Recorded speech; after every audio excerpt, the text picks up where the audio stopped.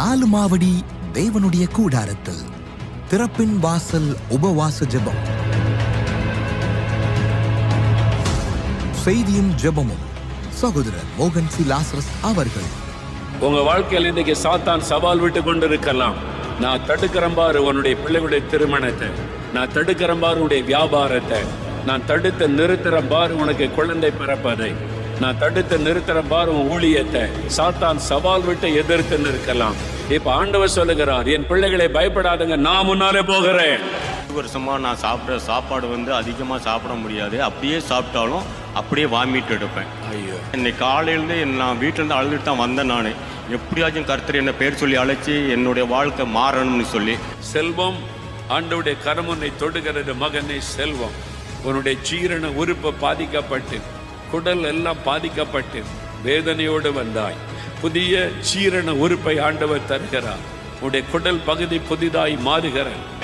1 வருஷமா இருந்த ஜீரண உறுப்பு பிரச்சனை ஆண்டவர் புதிதாக்க விட்டார். ஜெபம் மற்றும் செய்திகளை ஆங்கிலம், ஹிந்தி, கன்னடம், தெலுங்கு ஆகிய மொழிகளை பேசும் ஜனங்கள் அறிந்து ஜெபிப்பதற்கு மொழிபெயர்ப்பு செய்யப்படும். தேவ ஜனங்களே, இந்திய தேசத்தின் எழுப்புதலுக்காக, ஆசீர்வாதத்திற்காக திறப்பிலே நின்று ஜெபிக்க வாருங்கள். ஆகஸ்ட் மாதம் 30ஆம் தேதி காலை 9 மணி முதல் மதியம் 3 மணி வரை நடைபெறும். தொடர்புக்கு 0463535335.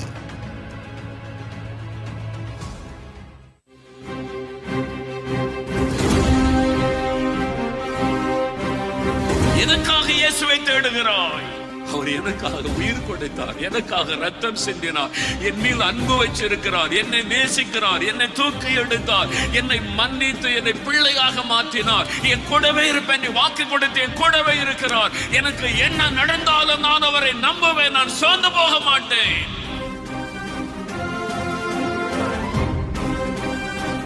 நான் சொல்லுவேன், வாய் திறந்த பிசாசை என் ஜெபத்தை உன்னால நிறுத்த முடியாது. என் பெயரை கெடுக்கலாம், அவமானப்படுத்தலாம், எனக்கு கேவலத்தை உண்டாக்கலாம், பண்ணிக்க. அதனால நான் ஜெபத்தை நிறுத்திடுவேன் நினைக்கிறியா? அழுதுகிட்டு படுத்து கிடப்பேன், தூங்கிடுவேன் நினைக்கிறியா? ஜெபத்தை நிறுத்த முடியாது. என் ஜெபத்தை விட மாட்டேன். என் ஜெபத்தை கேட்கிற தேவன் என்னோடு கூட இருக்கிறார். அவருக்காக நான் எதையும் சகித்துக் கொள்ளுவேன். ஜபம் இல்லாட்டா சுவிசேஷம் எடுபடாது. ஜபம் இல்லாட்டா சுவிசேஷம் ஒப்புச்சப்பில்லாம இருக்கும். ஜபம் இல்லாட்டா சுவிசேஷம் பரவாது. ஜபம் பண்ணி சுவிசேஷத்தை அறிவிச்சாதான் பலனை பார்க்க முடியும். ஜபத்தை தவிர்த்துட்டா எல்லாமே ஜீரோவாக்கி விடும்.